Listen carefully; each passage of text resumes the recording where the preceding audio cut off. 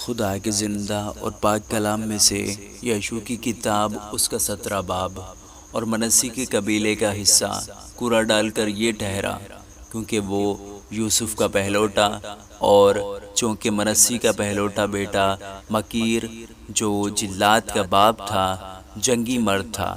اس لیے اس کو جلعاد اور بسن ملے۔ سو یہ حصہ بنی منسی کے باقی لوگوں کے لیے ان کے گھرانوں کے مطابق تھا، یعنی بنی ابیعزر اور بنی خلق اور بنی اسیریل اور بنی سگم اور بنی افر اور بنی سمیدہ کے لیے۔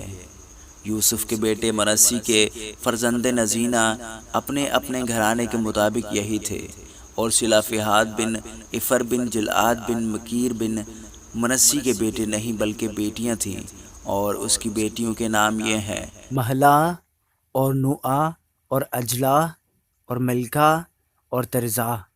سو وہ علیزر کاہن اور نون کے بیٹے یشوع اور سرداروں کے آگے آ کر کہنے لگے کہ خداوند نے موسیٰ کو حکم دیا تھا کہ وہ ہم کو ہمارے بھائیوں کے درمیان میراث دے۔ چنانچہ خداوند کے حکم کے مطابق اس نے ان کے باپ کے بھائیوں کے درمیان ان کو میراث دی۔ سو منسی کو جلعاد اور بسن کے ملک کو چھوڑ کر جو یردن کے اس پار ہے 10 حصے اور ملے، کیونکہ منسی کی بیٹیوں نے بھی بیٹوں کے ساتھ میراث پائی، اور منسی کے باقی بیٹوں کو جلعاد کا ملک ملا، اور عاشر سے لے کر مکمتاح تک جو سکم کے مقابل ہے منسی کی حد تھی، اور وہی حد دہنے ہاتھ پر عین تفو کے باشندوں تک چلی گئی۔ یوں تفو کی زمین تو منسی کی ہوئی، پر تفو شہر جو منسی کی سرحد پر تھا بنی افرائیم کا حصہ ٹھہرا۔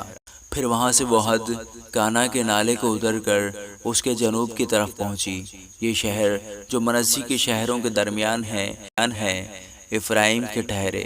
اور منسی کی حد اس نالے کی شمال کی طرف سے ہو کر سمندر پر ختم ہوئی۔ سو جنوب کی طرف افرائیم کی اور شمال کی طرف منسی کی میراث پڑی، اور اس کی سرحد سمندر تھی۔ یوں وہ دونوں شمال کی طرف عاشر سے اور مشرق کی طرف اشکار سے جا ملی، اور اشکار اور عاشر کی حد میں بیت شان اور اس کے قصبے، اور ابلیام اور اس کے قصبے، اور اہل دور اور اس کے قصبے، اور اہل عین دور اور اس کے قصبے، اور اہل تاناک اور اس کے قصبے، اور اہل مجدو اور اس کے قصبے، بلکہ تینوں مرتفع مقامات منسی کو ملے۔ تو بھی بنی منسی ان شہروں کے رہنے والوں کو نکال نہ سکے، بلکہ اس ملک میں کنانی بسے ہی رہے، اور جب بنی اسرائیل زوراور ہو گئے تو انہوں نے کنانیوں سے بیگار کا کام لیا اور ان کو بالکل نکال باہر نہ کیا۔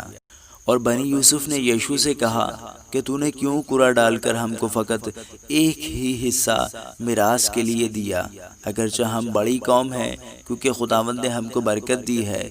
یشوع نے ان کو جواب دیا کہ اگر تم بڑی قوم ہو تو جنگل میں جاؤ اور وہاں فرزیوں اور رفائیم کے ملک کو اپنے لیے کاٹ کر صاف کر لو،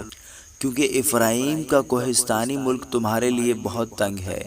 بنی یوسف نے کہا کہ یہ کوہستانی ملک ہمارے لیے کافی نہیں ہے، اور سب کنانیوں کے پاس جو نشیب کے ملک میں رہتے ہیں، یعنی وہ جو بیت شان اور اس کے قصبوں میں، اور جو یزریل کی وادی میں رہتے ہیں، دونوں کے پاس لوہے کے رتھ ہیں۔ یشوع نے بنی یوسف یعنی افرائیم اور منسی سے کہا کہ تم بڑی قوم ہو اور بڑا زور رکھتے ہو، سو تمہارے لیے فقط ایک ہی حصہ نہ ہوگا، بلکہ یہ کوہستانی ملک بھی تمہارا ہوگا، کیونکہ اگرچہ وہ جنگل ہے تم اسے کاٹ کر صاف کر ڈالنا، اس کے مخارج بھی تمہارے ہی ٹھہریں گے، کیونکہ تم کنانیوں کو نکال دو گے، اگرچہ ان کے پاس لوہے کے رتھ ہیں اور وہ زوراور بھی ہیں۔ آمین۔